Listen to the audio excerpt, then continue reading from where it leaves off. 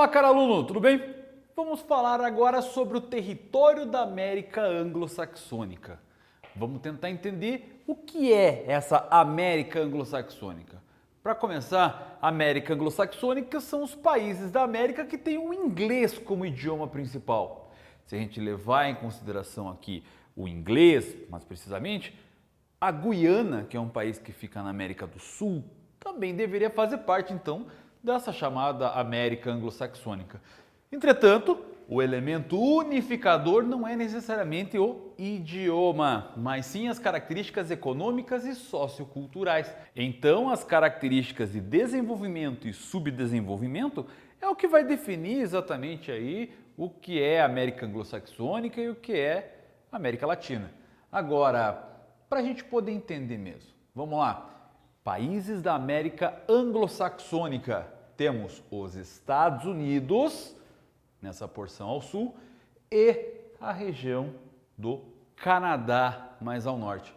Temos aqui um território descontínuo dos Estados Unidos, que é o território do Alasca. Então nós temos essa característica, os aspectos territoriais, essa organização, vamos dizer assim, político-administrativa. Dois países, dois estados independentes, Estados Unidos e Canadá. Mas afinal, como é que está organizada as características físico-geográficas dessa parte?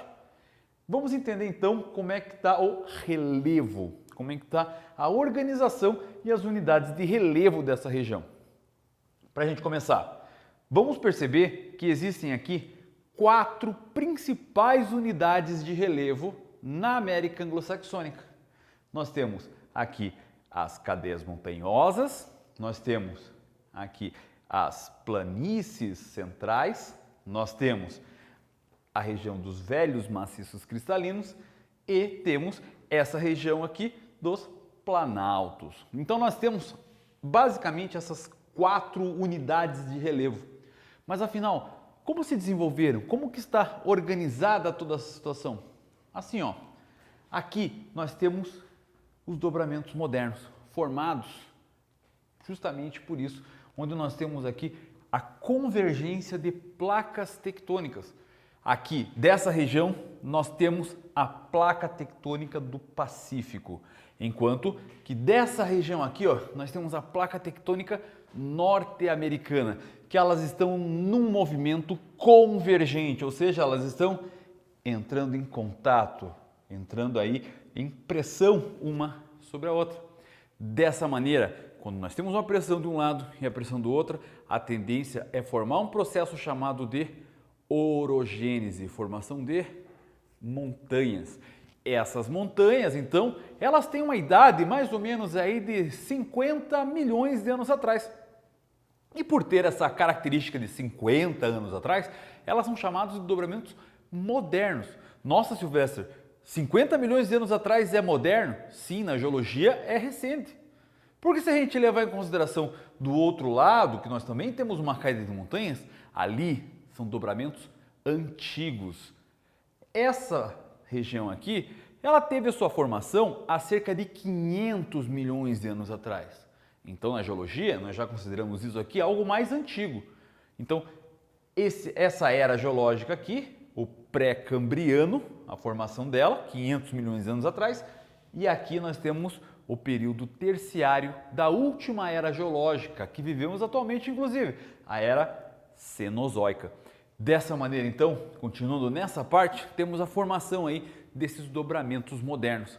Esses dobramentos modernos, eles têm formação rochosa, principalmente, aí de características de rochas plutônicas magmáticas, ou seja, elas vão ter formação de granito, formação de gneiss, e essa forma, então, acaba dando origem a diversas outras características aí. Como nós temos a região, então, de altas montanhas, o processo erosivo ainda não foi uma coisa que aconteceu assim muito forte. Só que todo esse esculpimento, todo esse delineamento já do relevo feito aí pela ação do vento, pela ação da água, já deu formação próximas de áreas sedimentares, como a formação da região do Grand Canyon, por exemplo.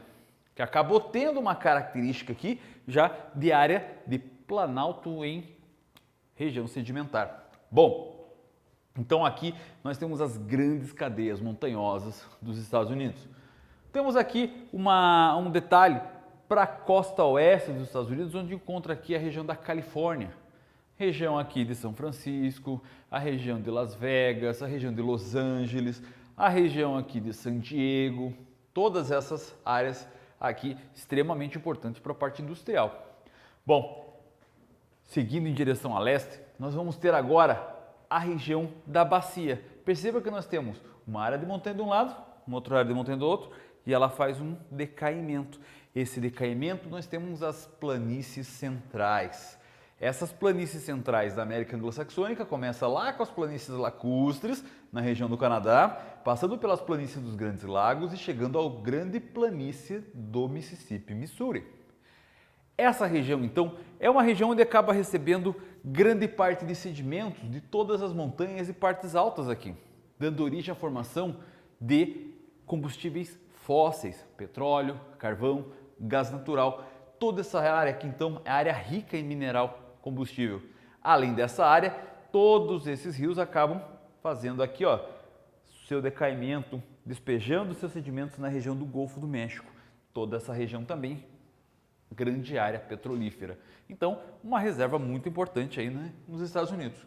Bom, seguindo nessa sequência, nós vamos ter agora do outro lado a região dos Montes Apalaches, o dobramento moderno de toda essa situação aí, onde vamos estar ali algumas regiões como Nova York, Nova Jersey, Boston, temos ali Baltimore, a Filadélfia, todos eles ali colados nessa grande área aqui dos chamados Montes Apalaches, dobramentos antigos, já tem formatos mais arredondados, onde teve já durante muito tempo um processo erosivo acontecendo ali.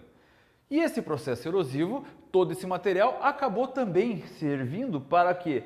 Sendo jogado aqui para as áreas da planície central, dando origem a todo aquele material sedimentado.